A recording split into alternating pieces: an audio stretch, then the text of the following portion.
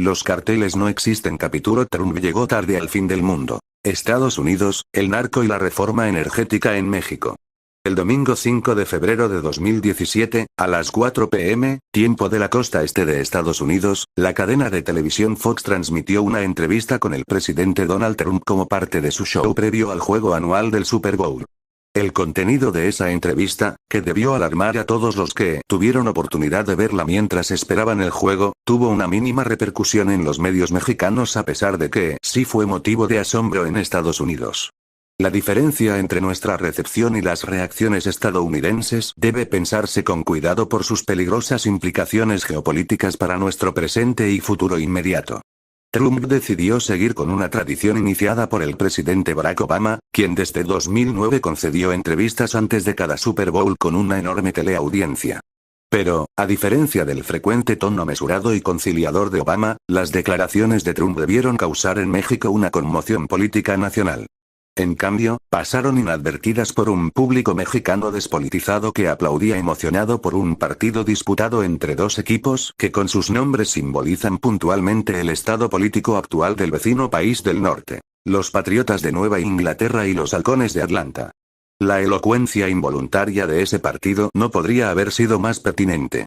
Como se sabe, se les llama halcones a los funcionarios de gobierno estadounidenses propensos a políticas de guerra, mientras que para el ala conservadora que ahora controla la presidencia y el Congreso de ese país, ser patriota se corresponde plenamente con el sentimiento antiinmigrante, nacionalista y supremacista de la mayoría blanca en el poder. En tal contexto, la declaración más grave ocurrió a los 3 minutos de haber comenzado la entrevista.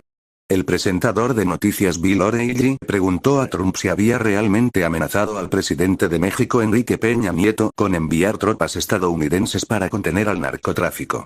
De acuerdo con información obtenida por separado por la periodista mexicana Dolia Estevez y la agencia de noticias AP, esa amenaza ocurrió durante una llamada telefónica que Trump y Peña Nieto sostuvieron el 27 de enero de 2017. Según Estevez, el tono de Trump fue humillante y ofensivo. Trump: tenemos que hacer algo sobre los cárteles. Sí, hablé con él, Peña Nieto, de ello. Quiero ayudarlo con eso.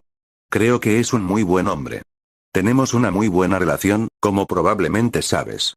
Él se mostró muy dispuesto a recibir ayuda de nosotros porque él tiene un problema y es un problema real para nosotros. No olvides que esos cárteles están operando en nuestro país y están envenenando a la juventud de nuestro país. Hay 2 puntos extraordinarios en este intercambio que, a mi juicio, pasaron inadvertidos en la opinión pública de México. En primer lugar, Trump en ningún momento negó haber mencionado la posibilidad de enviar soldados estadounidenses para combatir al narcotráfico en México. Mientras que la Presidencia de México y la Secretaría de Relaciones Exteriores aseguraron que Trump y Peña Nieto nunca hablaron de eso y menos en un tono ofensivo, la Casa Blanca optó por no hacer ninguna declaración oficial hasta la entrevista de Trump. La respuesta de Trump tampoco disputó la veracidad de los 2 reportes periodísticos que revelaron la amenaza. En segundo lugar, y acaso todavía más grave, está la declaración de Trump sobre la supuesta disposición de Peña Nieto para recibir ayuda del gobierno estadounidense. Aquí la clave está en determinar a qué se refería Trump con ayuda. No hay razón alguna para suponer que Trump no se refería realmente al envío de soldados estadounidenses para combatir al narco en territorio mexicano. En la era de continuas emergencias de seguridad nacional, desde el terrorismo hasta los ataques cibernéticos, Trump no ha vacilado en emitir acciones inmediatas, por muy controvertidas e incluso ilegales que pudieran resultar. Además de la repudiada suspensión migratoria en contra de ciudadanos procedentes de 7 países con mayoría musulmana, Trump firmó el 9 de febrero de 2017 3 nuevas órdenes ejecutivas para atajar la crisis de criminalidad que según él aqueja a todo el tejido social estadounidense. Una de esas órdenes está diseñada para romper la espalda de los cárteles criminales que se han propagado por toda nuestra nación y que están destruyendo la sangre de nuestros jóvenes. Luego afirmó: una nueva era de justicia comienza y comienza ahora mismo. En este contexto, la escritora mexicana Valeria Luiselli resume con elocuencia el sentimiento de espanto que produjo y sigue produciendo dentro y fuera de Estados Unidos la elección de Donald Trump a la presidencia. En un artículo titulado Así acaba el mundo publicado en el periódico El País, Luiselli teme el desmantelamiento de algunas de las políticas más progresistas del presidente Barack Obama. Los finales son lentos, paulatinos y, casi siempre, burocráticos, escribe. Este final empieza con tratados que no se van a firmar, acuerdos que no se van a respetar, decretos que se van a revocar. Al final del artículo, Louis Hay cita con pesimismo unos versos de T.S. Eliot. Así es como el mundo acaba no con una explosión sino con un gemido. Como se reportó al punto de la paranoia en los medios de comunicación, la inesperada victoria electoral de Trump causó protestas masivas, temor e incertidumbre a nivel nacional e internacional. Su campaña presidencial, conducida entre expresiones de fascismo, xenofobia, racismo y misoginia, legitimó un discurso de odio que está teniendo terribles repercusiones con cientos de incidentes de acoso y agresión reportados en contra de minorías por todo el país. Encima, los cuestionables nombramientos de figuras políticas abiertamente racistas y xenófobas que forman parte del gabinete presidencial de Trump, también confirman con frialdad las peores promesas de su campaña. Para las minorías latinas, negras, musulmanas y LGBT, el mundo ciertamente parece estar entrando en un repentino colapso. Con todo, es crucial comprender que el sistema político y económico en el que se inscribe el gobierno estadounidense acercará en más de un modo a la administración de Barack Obama con la de Trump. En su política doméstica como en su política exterior, los gobiernos estadounidenses establecen con frecuencia una continuidad que responde positivamente a los intereses del capital global, los grandes corporativos transnacionales y las estrategias geopolíticas de dominación, que varían mínimamente entre partidos políticos y aun entre presidentes en apariencia tan disímiles como Obama y Trump. Pero todavía más importante resulta comprender que el duro radicalismo de su discurso de seguridad nacional sobre el narcotráfico, la migración y el terrorismo, así como su proyecto energético extractivista, no es sino la clara continuidad de estrategias geopolíticas establecidas en gobiernos anteriores, incluyendo los de presidentes supuestamente progresistas como Bill Clinton y el propio Obama. Entendido así, la retórica que teme el fin del mundo pasa por alto que la pulsión más destructiva de los gobiernos estadounidenses siempre ha estado en marcha. Antes que temblar por el peligro de la presidencia Trump, debemos temer a la perniciosa continuidad del sistema político estadounidense. Hidrocarburos y la reforma energética mexicana. El 6 de mayo de 2014, el Instituto Baker de la Universidad de Rice publicó un breve estudio sobre el boom de los hidrocarburos en el noreste de México.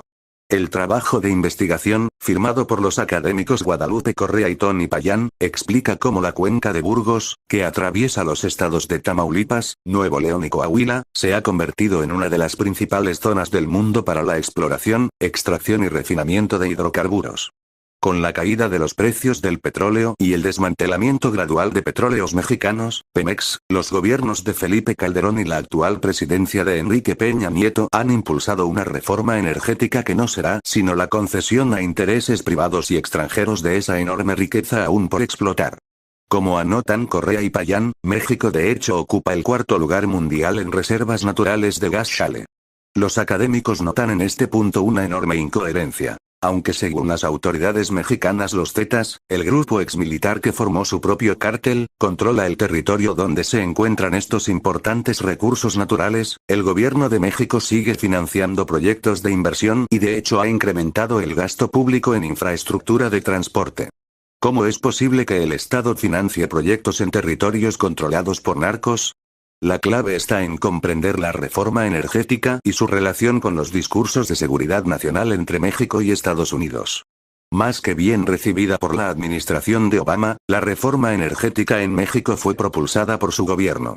Como demostraron cables diplomáticos filtrados por Wikileaks, fue el Departamento de Estado que encabezó Hillary Clinton el que ofreció asistencia directa al gobierno mexicano para liberar reservas de petróleo y gas para la explotación de empresas transnacionales. En 2009, apenas un año después de la elección de Obama, el Departamento de Estado creó el cargo de Coordinador Internacional de Energía para David Goldwein, quien, junto con Carlos Pascual, nombrado embajador en México ese mismo año, creó el Buró de Recursos Energéticos. Uno de los cables diplomáticos más reveladores fue enviado desde la Embajada de México, anticipando una visita de Goldwein a México. Debemos mantener la larga política estadounidense de no comentar públicamente estos temas, mientras que silenciosamente proveemos ayuda en áreas de interés para el gobierno de México. Esa política llevó a la entrada en vigor, en julio de 2014, del Acuerdo sobre Yacimientos Transfronterizos de Hidrocarburos entre México y Estados Unidos, que canceló el legado de la expropiación petrolera cardenista para permitir la explotación del petróleo y el gas natural a empresas transnacionales como ExxonMobil, BP y Chevron, entre otras. Se estima que en la zona fronteriza entre los dos países existen yacimientos de hasta 172,000 millones de barriles de crudo y 304,000 millones de pies cúbicos de gas natural. Bajo este acuerdo, las empresas utilizarán herramientas de extracción como el controversial fracking, que tiene efectos altamente dañinos para el medio ambiente. Pascual se vio obligado a renunciar en 2011 como embajador en México cuando otros cables diplomáticos filtrados por Wikileaks revelaron su postura crítica ante la supuesta guerra contra el narcotráfico emprendida por el entonces presidente Felipe Calderón. Sin reprimenda alguna, Obama reubicó a Pascual precisamente como el reemplazo de Goldwyn como el nuevo coordinador internacional de energía del Departamento de Estado. La reforma energética en México ha sido apoyada por el multimillonario progresista George Soros. Y aunque se opuso decididamente a la candidatura de Donald Trump, Soros en realidad coincide puntualmente con el ahora presidente electo en su interés por aprovechar la entrada de empresas extranjeras en la cuenca de Burgos. Entre otras empresas energéticas, por ejemplo, Soros ha invertido millones de dólares en opciones de compra de la compañía Noble Energy, que se dedica a la extracción de gas y petróleo en México, Estados Unidos, África Occidental, Chipre e Israel. En medio de la estrategia intervencionista del gobierno de Obama, México libró la supuesta guerra contra el narco ordenada por el presidente Calderón. Como han reportado los periodistas Ignacio Alvarado, Dawn Paley y Federico Mastrogiovanni, el mapa de la violencia atribuida a los cárteles coincide con el de los yacimientos de recursos naturales. Donde el gobierno denuncia una guerra entre traficantes, se está gestando un saqueo descomunal de las tierras ricas en energéticos. No hay guerra de cárteles, dicen los periodistas, sino el asedio de empresas transnacionales y la cooperación interesada de la clase política mexicana. Durante su campaña presidencial, Hillary Clinton optó por no comentar nada sobre la estrategia de su Departamento de Estado para influir en la reforma energética de México, pero esa política quedó expuesta con las revelaciones de Wikileaks. En este punto, la política extractivista de Trump no guarda tampoco ninguna sorpresa. Para rematar, Trump retiró a Estados Unidos del Acuerdo Transpacífico de Cooperación Económica que incluye a 12 países de esa región y de los acuerdos de París sobre el tema. La única marca de distinción entre la presidencia de Obama y la de Trump es que esta última ya no continuará la contradicción entre la agresiva política extractivista y los supuestos esfuerzos por aliviar la crisis global del cambio climático. Deportaciones, xenofobia y los bad hombres. Erika Andiola tiene el rostro descompuesto y trata de secarse las lágrimas mientras comienza a grabar un video denunciando cómo agentes de inmigración encubiertos acudieron a su casa sin una orden de detención y arrestaron a su madre y a su hermano. Andiola es una prominente activista del movimiento conocido como Dreamers, integrado por jóvenes indocumentados que fueron traídos a Estados Unidos a una temprana edad. Su estatus migratorio y su alta visibilidad en los medios de comunicación debido a su activismo político la convirtieron a ella y a su familia en blanco de una estrategia de deportaciones en masa sin precedente en la historia de ese país. El video la muestra derrotada e impotente ante la acción implacable de los agentes migratorios. Esto tiene que parar, dice Erika, están destruyendo familias y esto es real. Esta escena bien podría preludiar la preocupante política migratoria anunciada por Trump en su primera entrevista en el programa 60 minutos después de la elección presidencial. Allí dijo que durante su gobierno planea deportar entre 2 y 3 millones de indocumentados con antecedentes criminales. Pero la redada migratoria en casa de los Andiola fue llevada a cabo la noche del 10 de enero de 2013. Ellos se sumaron a la violenta política antiinmigrante emprendida por el gobierno de Obama sin precedentes en la historia moderna de Estados Unidos. Según cifras oficiales, la presidencia de Obama ha sido responsable de la deportación de 3 millones de indocumentados, una cifra mayor que el saldo de deportaciones de cualquier presidente estadounidense en el siglo XX. La familia de Andiola fue liberada al día siguiente tras una enorme presión mediática. Erika continuó con su activismo, pero se unió a la campaña de Bernie Sanders para disputar la candidatura a Hillary Clinton. En varias entrevistas, Erika ha denunciado la retórica vacía del Partido Demócrata, sus promesas incumplidas y, peor aún, la muy brutal política de deportaciones del presidente Obama. Ahora bien, es cierto que los admirables esfuerzos de Obama por ayudar a los Dreamers se materializaron con la orden ejecutiva DACA, Deferred Action for Childhood Arrivals, para suspender las deportaciones de jóvenes que viven y estudian en ese país sin documentación migratoria. Alrededor de 650,000 jóvenes han recibido la amnistía temporal.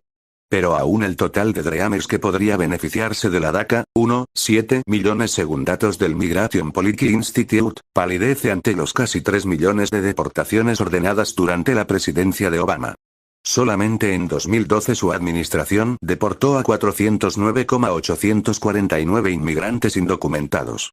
Lo que la gente no sabe es que Obama expulsó del país a un tremendo número de gente, dijo Trump en otra entrevista con Bill O'Reilly. George W. Bush hizo lo mismo. Mucha gente ha sido expulsada del país con las leyes existentes. Bueno, pues yo voy a hacer lo mismo. Según me comentó Héctor Sánchez, presidente de la National Hispanic Leadership Agenda, NLA, Obama nunca pudo justificar su política de deportaciones ante el reclamo del lobby hispano a nivel nacional.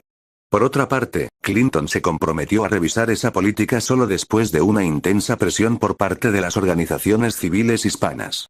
Ante el récord de Obama, las promesas de Trump no solo no plantean una diferencia, sino que incluso parecen reproducir los mismos objetivos. 2 o 3 millones de deportaciones.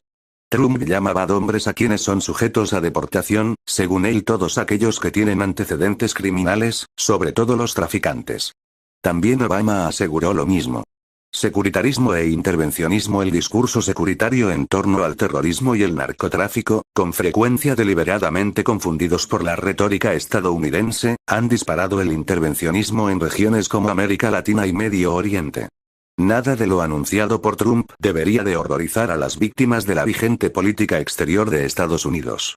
Para la intelectualidad mexicana que teme el avance de Trump como una nueva presidencia imperial, no debería ser un secreto, por ejemplo, que los gobiernos de George W. Bush y Obama apoyaron y financiaron abiertamente la criminal política securitaria del presidente Calderón para llevar a cabo su guerra contra las drogas. Como narra Wilbert Torre en su libro Narcoleaks, la destructiva estrategia de combate a los supuestos cárteles fue directamente influida por el gobierno de Bush y su agenda militarista. Queremos que México se quite los guantes para pelear contra los cárteles, escribió Tony Garza, embajador de Estados Unidos en México durante el gobierno de Bush. Según Torre, el apoyo de Estados Unidos para la guerra del gobierno mexicano contra el narco se pactó en una reunión entre Calderón y Bush el martes 13 de marzo de 2007. En ese encuentro en una plantación de Nequén cerca de Uxmal, en el estado de Yucatán, Calderón pidió y obtuvo el respaldo político y financiero estadounidense. El gobierno de Bush concibió la iniciativa Mérida, continuada por la presidencia de Obama, que a la fecha ha otorgado $2,300 millones para entrenamiento y equipo de combate para las Fuerzas Armadas de México. El sangriento saldo de la guerra contra el narco no impidió que el presidente Obama continuara su ayuda y su reconocimiento a la política antidrogas de Calderón. La presidencia de Obama, recordemos, nunca consideró preocupante los probables crímenes de lesa humanidad cometidos durante el gobierno de Calderón y denunciados por 23,000 ciudadanos mexicanos, desde activistas, académicos, artistas y juristas, ante la Corte Penal Internacional de La Haya. Solo fue hasta octubre de 2015, con la desaparición de los 43 normalistas de Ayotzinapa, que Obama penalizó al gobierno de México retirando el 15% de los fondos anuales previstos por la iniciativa Mérida. En total, México perdió 5 de los $148 millones destinados para ese año.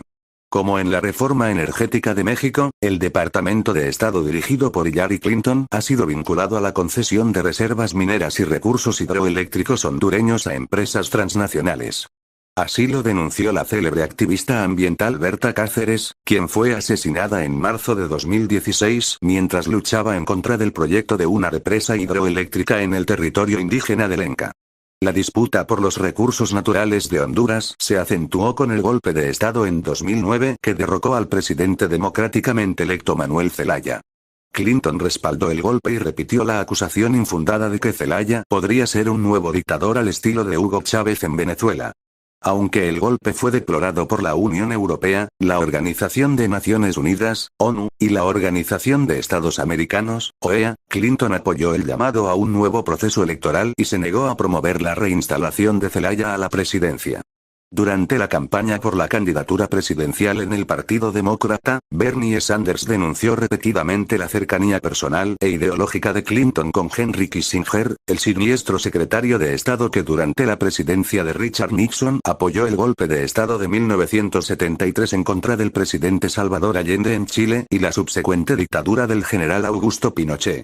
Hasta ahora, la política securitaria de Trump con respecto a México y Latinoamérica palidece si se la compara con la historia reciente del intervencionismo estadounidense. Trump se ha limitado a proponer una mayor seguridad en las fronteras de su país y, para escándalo de la clase política e intelectual de México, la construcción de un muro entre México y Estados Unidos. Pero, como registra el periodista español Jacobo García, ya existe un muro físico en un tercio de los 3,200 kilómetros de la frontera entre México y Estados Unidos. Ese muro cubre 1,100 kilómetros y parte desde Tijuana hacia Arizona y Nuevo México. El proyecto original de este primer muro es el resultado de la política doméstica de la administración de Bill Clinton. Durante la década de 1990 su presidencia endureció la política migratoria que selló los cruces fronterizos de inmigrantes indocumentados, empujándolos a arriesgar la vida cruzando por zonas desérticas de clima extremo. Según registra García, las planchas de hierro que se clavaron verticalmente para separar a ambos países durante el gobierno de Clinton fueron traídas de Kuwait, donde sirvieron de pista de aterrizaje para aviones estadounidenses durante la Guerra del Golfo de 1991.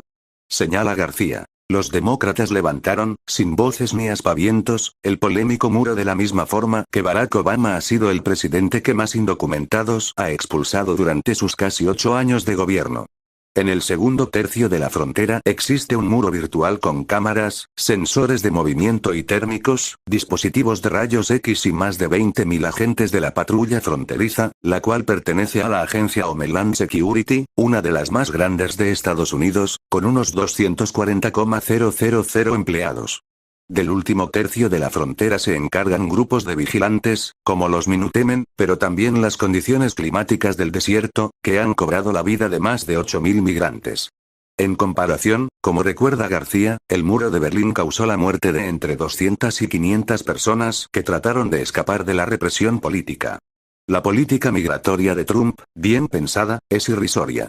Su plan de deportaciones muy probablemente no supere el récord histórico de Obama, mientras que su visión de un muro entre México y Estados Unidos llega demasiado tarde.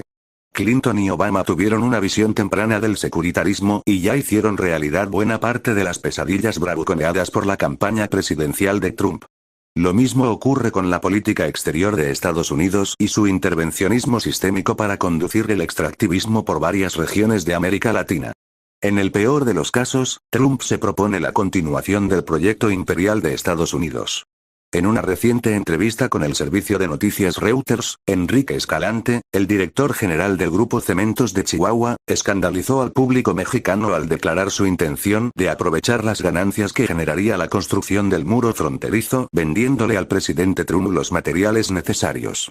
Pero quienes se rasgan las vestiduras con esta desenfadada muestra de colaboracionismo olvidan que nadie en nuestra clase política en el poder ha podido resistir las estrategias intervencionistas de los gobiernos estadounidenses, demócratas o republicanos, las cuales han influido en la deplorable y sanguinaria guerra contra el narco, han conducido a la deportación de 3 millones de inmigrantes y han promovido el despojo de nuestros recursos naturales y su explotación sin la menor consideración al medio ambiente o a los intereses locales de los habitantes de esas regiones. De ningún modo es mi intención minimizar el peligroso efecto político que ha tenido en la sociedad estadounidense el discurso racista, xenófobo y misógino adoptado por Trump. Con solo revertir 2 de las más importantes políticas progresistas de Obama, su reforma del sistema de salud y su amnistía a los jóvenes indocumentados, millones de personas pagarían graves consecuencias. El retroceso social y cultural de ese país es ya un daño colateral de la más dividida campaña presidencial de la que se tenga memoria. No obstante, es importante recordar que la posibilidad de ese peligro ya tiene precedentes reales en décadas de una misma política doméstica y exterior que ha causado muerte, despojo y destrucción dentro y fuera de Estados Unidos y que ha sido liderada incluso por el más benigno de los gobiernos estadounidenses a cargo del primer presidente negro en la historia de ese país, Barack Obama, y su secretaria de Estado, Hillary Clinton. Sorprende que solo ahora, con el tóxico discurso político de Trump, se tema un apocalipsis. Únicamente con una corta y parcial memoria histórica de la realpolitik estadounidense es posible afirmar eso. Aceptemos que Trump tiene mucho que aprender de sus predecesores en la Casa Blanca. El discurso securitario ha sido en todos ellos una realidad brutal para México y el resto de